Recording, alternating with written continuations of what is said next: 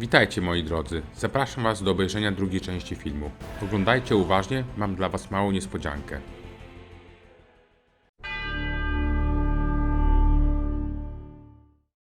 Wchodzimy do portyku świątyni, do którego wiedzie 5 bram. Warto wybrać tą centralną i wchodząc zerknąć w górę, zobaczymy tam dzieło Navicella, barokową replikę oryginalnej mozaiki Giota. Do wnętrza bazyliki prowadzi 5 drzwi. Skrajne po lewej stronie to brama śmierci, wykonana w 1964 roku przez Giacomo Manzu na zlecenie papieża Jana XXIII. Swą nazwę bierze od tradycji wyprowadzania tędy procesji pogrzebowej zmarłego papieża. Kolejne drzwi to brama dobra i zła.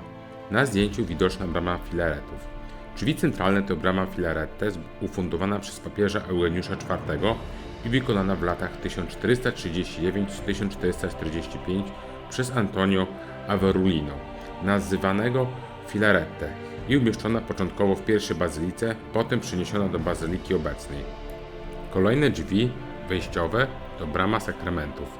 Na zdjęciu widoczna brama święta zaprojektowana została przez Vico Consorti w 1950 roku z fundacji papieża Piusa VII. Tak wygląda brama święta od wewnątrz, która została zamurowana. Była ona symbolem jubileuszu miłosierdzia. Z przedsionka wchodzimy do wnętrza bazyliki. Natychmiast oczom naszym ukazuje się ogrom świątyni. To bazylika trójnawowa z transeptem, prezbiterium zamkniętym apsydą oraz kopułą na skrzyżowaniu nawy głównej z poprzeczną. Zwiedzanie zaczynamy od nawy prawej. Zanim rozpoczniemy zwiedzanie, warto podać w tym miejscu garść liczb dotyczących bazyliki. Zajmuje ona powierzchnię 22 000 m2, długość wnętrza wynosi 186 metrów, zewnętrzna z przedsionkiem 211 metrów, a wraz z fasadą aż 218 metrów.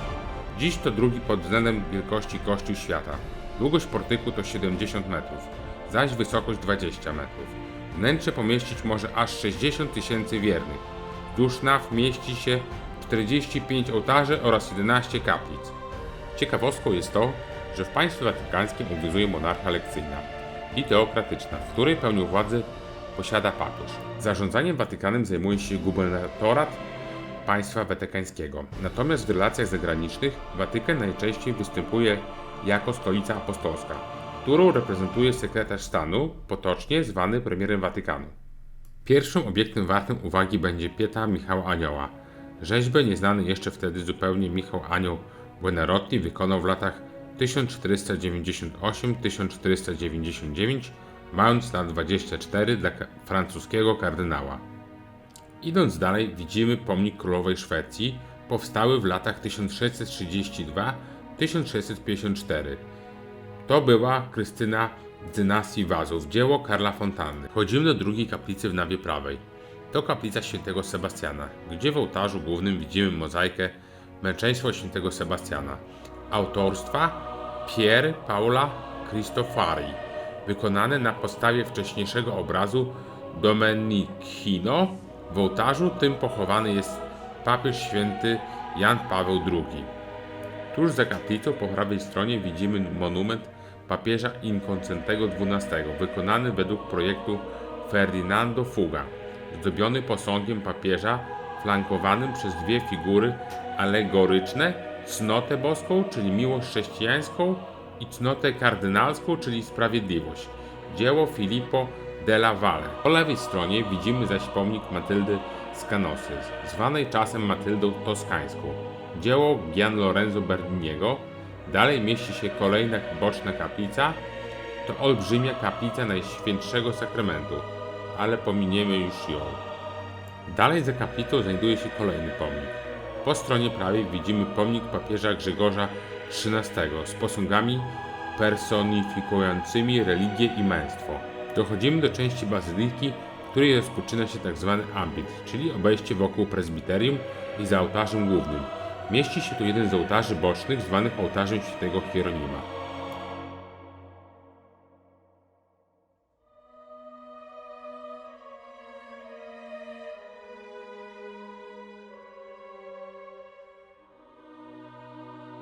Przechodzimy w prawo do części kościoła zwanej kaplicą gregoriańską.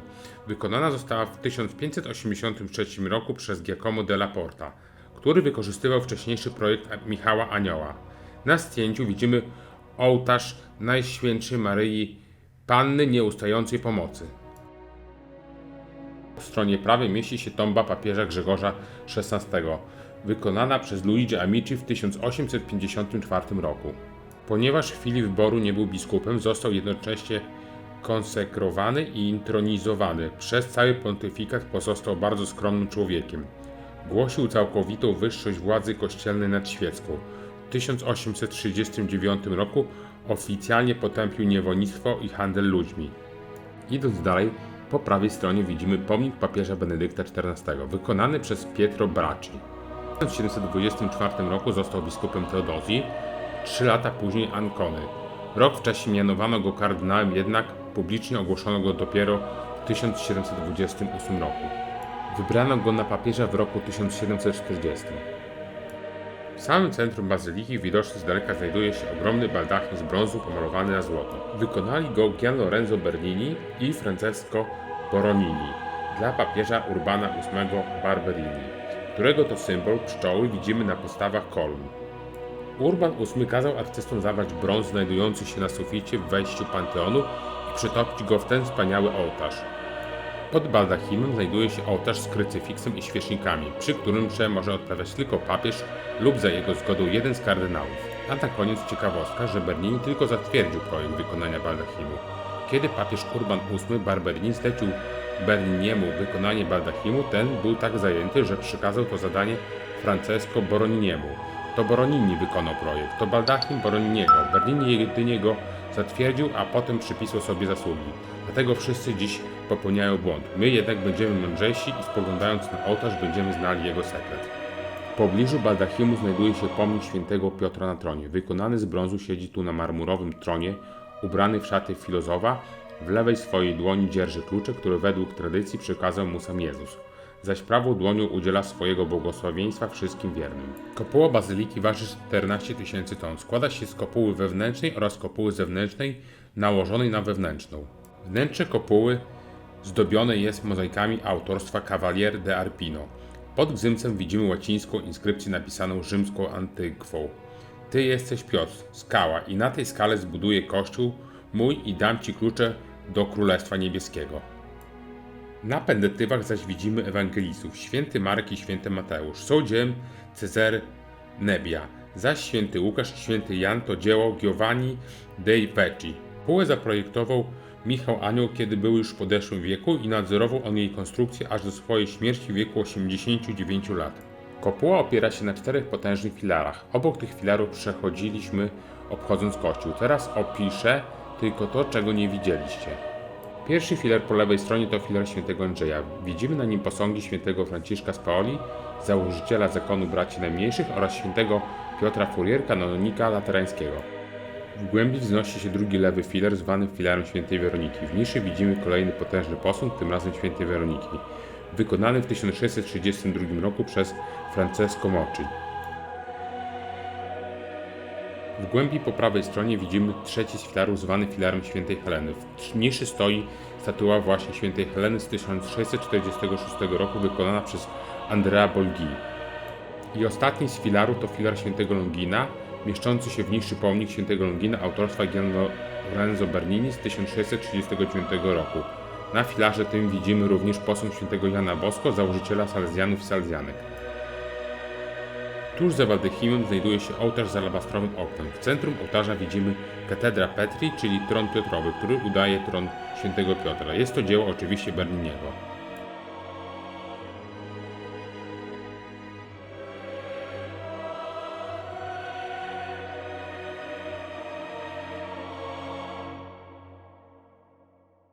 Wchodzimy do kolejnej otwartej przestrzeni zwanej kaplicą klementyńską. Widzimy tu kolejny z wielu ołtarzy, ołtarz świętego Grzegorza Wielkiego, pod którym znajduje się sakrofag mieszczący relikwie ciała papieża.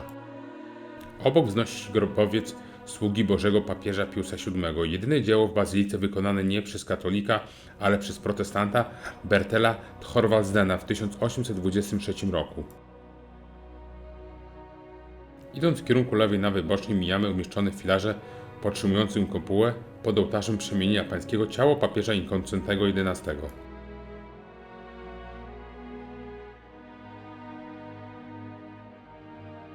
A tu widzimy pomnik tego samego papieża wykonany według projektu Carlo Marata w latach 1697-1704. Naprzeciw mieści się pomnik kolejnego papieża, Leona XI. Wykonał go w latach 1634-1652 Alessandro Algardi. Zdobią go figury alegoryczne Majestat i Honuś są dziełem Ercole Ferrata i Giuseppe Peroni. Wchodzimy do bogato zdobionej kaplicy chórowej zaprojektowanej przez Carlo Moderno. Jemu też przypisuje się wykonanie stykowej dekoracji sklepienia kaplicy. W ołtarzu widzimy mozaikę przedstawiającą niepokalane poczęcie stworzonej na podstawie kartonu Pietro Bianchi. Kaplica obfituje w wiele ciekawych eksponatów, ale nie sposób ich wszystkich przedstawić.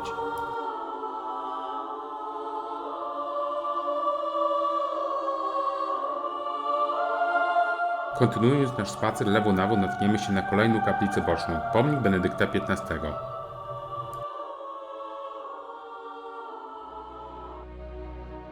Po wyjściu z kaplicy chórowej idziemy dalej lewo na bok. Natkniemy się na pomnik rodu Stuartów z popiersiami Jakuba III i synów jego i Marii Klementyny Sobieskiej, Karola Edwarda i Henryka Benedykta, księcia Yorku, wykonany przez Antonio Canova w latach 1817-1819.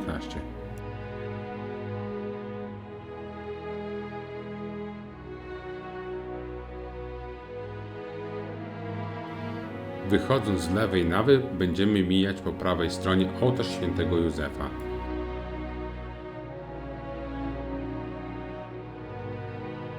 Na koniec został nam jeszcze spacer nawą główną. Prezentuje ona styl typowy dla kościołów z czasów kontrreformacji. Nakryta jest na wysokości 44 metrów gigantycznym sklepieniem z bogatą dekoracją z 1780 roku, fundowaną przez papieża Piusa VI.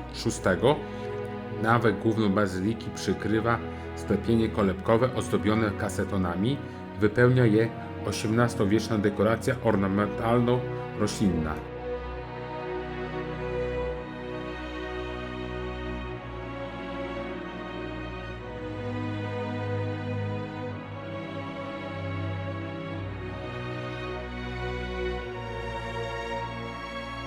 W obrębie nawy głównej znajdują się m.in. XVIII-wieczne posągi.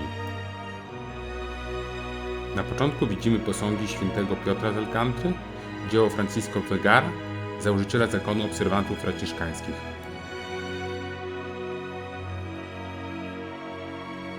Dalej mieszczą się posągi świętego Kamila de Lelis, założyciela zakonu kleryków regularnych, posługującym chorym, oraz świętego Ludwika Marii Gringo de Montfort, twórcy reguły księży misjonarzy z Towarzystwa Maryi. Na kolejnym filarze zobaczymy posągi świętego Ignacego Loyoli, dzieło Camillo Giuseppe Rusconi, założyciela zakonu jezuitów, oraz świętego Antonia Marii Zaccaria, założyciela Zgromadzenia Księży Regularnych świętego Pawła. Tym sposobem doszliśmy do końca i poznaliśmy prawie wszystkie skarby, które kryje wnętrze Bazyliki Świętego Piotra. W następnym odcinku opowiem coś więcej o Rzymie.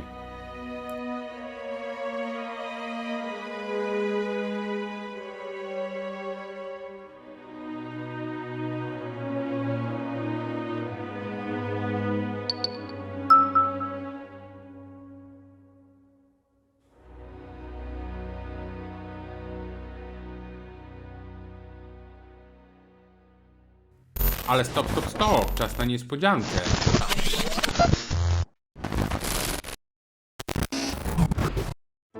Oprowadzę Was po najpiękniejszych ogrodach watykańskich.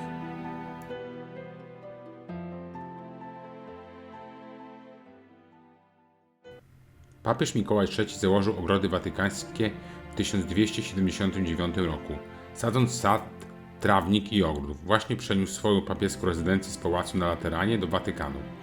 Ponieważ obszary te zmieniały się i znacznie rosły na przestrzeni wieków, dodając wiele dzieł sztuki i powiększając ogrody, obecnie ogrody obejmują ponad 57 akrów, to jest 23 hektary. Po przebudowie krajobrazu na początku XVI wieku ogrody watykańskie podzielono na 3 różne style krajobrazu: angielski, francuski i włoski. Ogrody watykańskie są bardzo duże i obejmują ponad połowę Watykanu.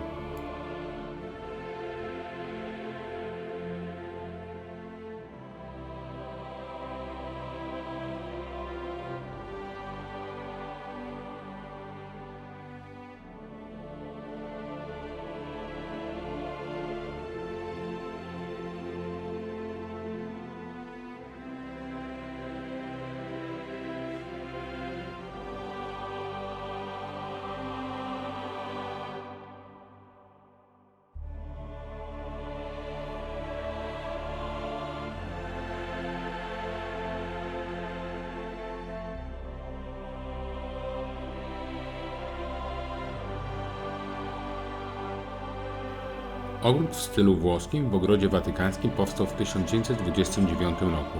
Jest zgodny z tradycyjnym włoskim układem geometrycznym żywopłotów i ścieżek otoczonych sosnami, cyprysami i innymi rodzimymi drzewami i jest jednym z najbardziej imponujących pod względem efektu wizualnego. W latach 80. XIV wieku papież Innocenty VIII zamówił luksusową logię z widokiem na ogrody według projektu słynnego malarza renesansu Antonio de Pollaio. 20 lat później został on przekształcony w Palazzo Belvedere i dziedziniec Belvedere przez wybitnego architekta papieża Juliusza II Donato Bramante. Zainspirowany starożytnymi przykładami Bramante zbudował trzypoziomowy taras z ogrodami, dziedzińcami, żywopłotami z bukszpanu, gdzie pośród drzew cytrusowych i gajów laurowych wystawiono niesamowite kolekcje klasycznych rzeźb papieża. Fantastyczny papież Paweł IV, którego być może znacie z planu zniszczenia dzieła Michała Anioła, kaplicy sykstyńskiej, był niezadowolony z klasycznych pogańskich rzeźb, które pojawiały się na każdym kroku w ogrodach Juliusza.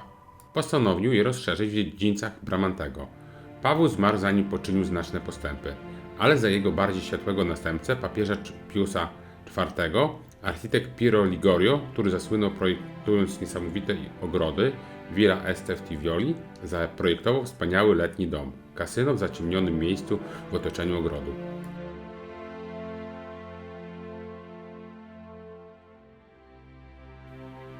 Począwszy od XX wieku w ogrodach watykańskich zaczęto gromadzić różne wizerunki Maryi. Począwszy od Matki Bożej z Lourdes w 1902 roku, obecnie w ogrodach znajduje się 17 wizerunków Maryi symbolizujących modlitwy do Najświętszej Maryi Panny w różnych językach i kulturach.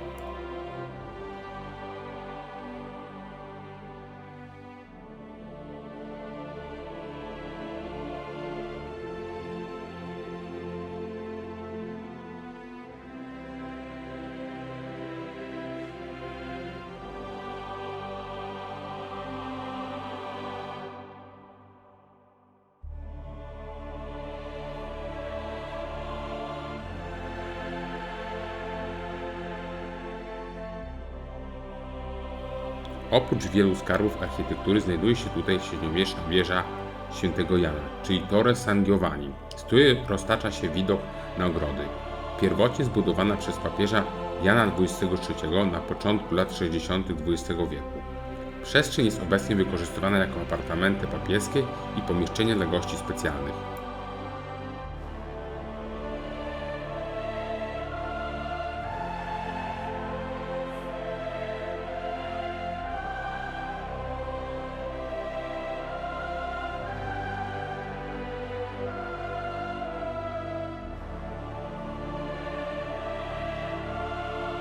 W ogrodach znajduje się także Pałac Gubernatora, w którym mieści się większość władz Watykanu. Pałac ten znajduje się zaraz za Bazyliką Świętego Piotra i jest jednym z bardziej rozpoznawalnych budynków ogrodów watykańskich.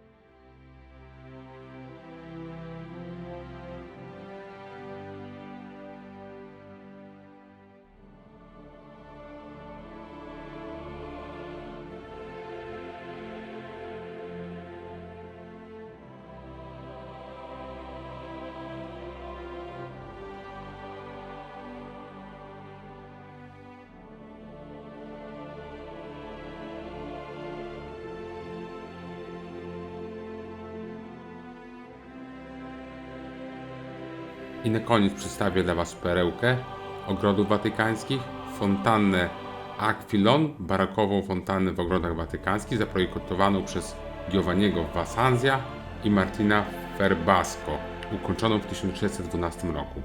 Fontanna orła upamiętnia powrót wody do Watykanu z Acqua Paola i przedstawia wiele orłów i smoków.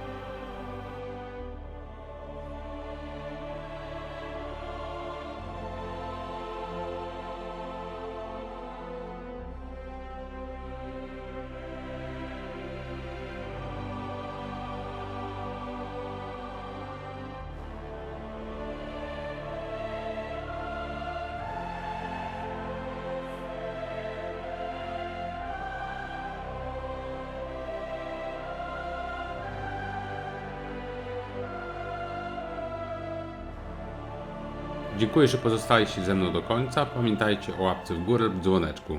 Hej!